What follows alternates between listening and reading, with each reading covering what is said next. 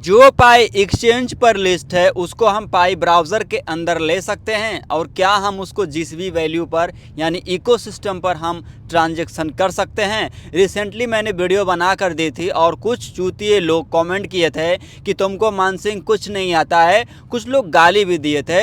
मुझे कोई फ़र्क नहीं पड़ता, मैं 4 साल पहले से वीडियो यूट्यूब पे बना रहा हूँ और मेरे पास ऐसे ऐसे चूतिए लोग आते रहते हैं, हमारे खास करके भारत देश के लोग और पाकिस्तान और नेपाल, बहुत सारे ऐसे कंट्री हैं, अच्छे अच्छे कंट्रियाँ हैं जहाँ पे बहुत ही पॉजिटिविटी से काम करते हैं।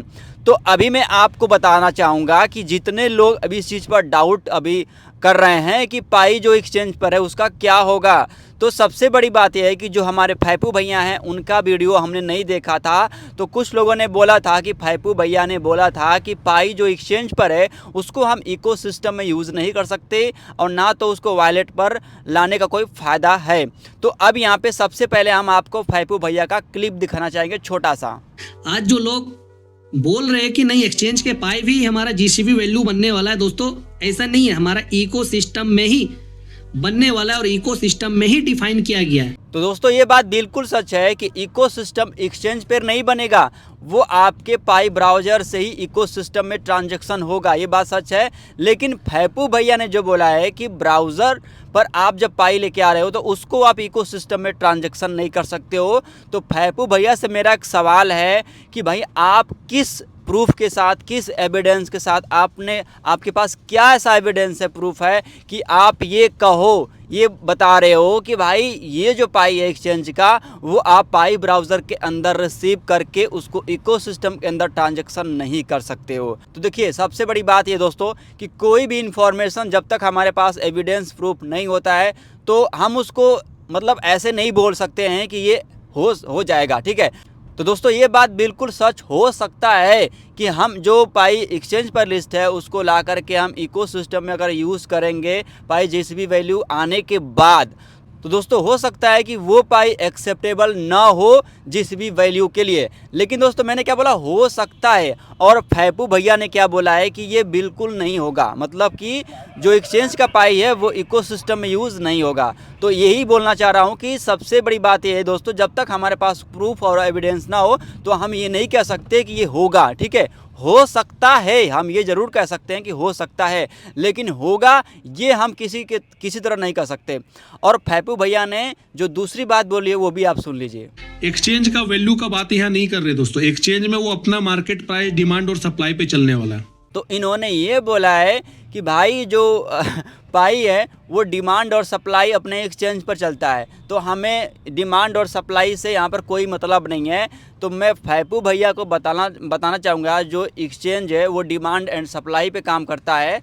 तो दुनिया में कोई भी ऐसा चीज़ नहीं है जो डिमांड एंड सप्लाई पर न चलता हो। तो भाई आप खुद सोचिए, मार्केट में कोई ऐसी चीज़ आ जाए जो सिर्फ और एक ही हो, सिर्फ और सिर्फ इकलौता हो, तो आप खुद दिमाग लगाइए, आप खुद इस चीज़ को जानते हैं कि जब वो दुनिया में सिर्फ एक ही है, मार्केट में सिर्फ एक ही चीज़ बना हुआ है, वो एक ही चीज़ है, तो उसका डिमांड कितना ज़्यादा होगा। यानी दोस्तों सप्लाई कम है, एक ही है, ठीक है, वो क्वांटिटी कम है, आप समझ रहे हैं ना, मतलब क्वांटिटी कम है यानी सप्लाई कम है और डिमांड उसका बहुत हाई है, बहुत ज़्यादा है, क्योंकि उसको ख़रीदने वाले, उसको लेने वाले, ठीक है, उसको परचेज करने वाले बहुत लोग हैं, इसलिए उसका डिमांड ज़्यादा क्योंकि सप्लाई उसकी कम है।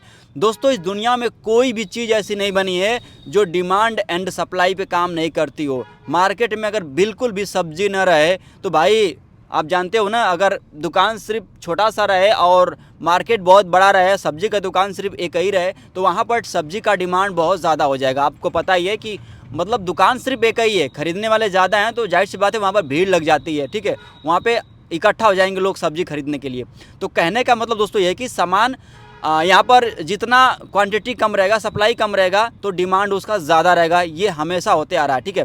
तो यहाँ पर दोस्तों लागू होता है, चाहे वो एक्सचेंज हो, चाहे हमारे इकोसिस्टम क्यों ना हो। तो यहाँ पर कोर टीम क्या करेगी दोस्तों कि वो जब तक लिमिट नहीं लगाएंगे ट्रांजैक्शन में जिस भी वैल्यू के लिए, तब तक यहाँ पे संभव नहीं है, जिस भी वैल्यू संभव ही नहीं है। लोगों के पास कितने पाई है भाई, लिमिट कैसे लगेगा, कैसे जिस भी वैल्यू आएगा। तो आप दोस्तों खुद सोचिए ये कितना पैसा हो सकता है अगर ये सबके पास 100 पाई 200 500 पाई है, अगर उसमें लिमिट ना लगाया जाए, उसमें बहुत सारे टर्म एंड कंडीशन ना लगाया जाए, ठीक है, उसकी जो क्वांटिटी है, जो सप्लाई है वो कम नहीं किया जाएगा, तो दोस्तों वो डिमांड कैसे क्रिएट होगा उसके अंदर। तो दोस्तों जाहिर सी बात है कि यहाँ पर डिमांड और सप्लाई महत्वपूर्ण है, मेन इंपॉर्टेंट अहम रोल निभाएगा इसका, ठीक है। तो भाई मैं यही कहना चाहता हूँ कि जो भी आप करिए बहुत सोच समझ करिए, एक्शन जो भी लेना है आपको।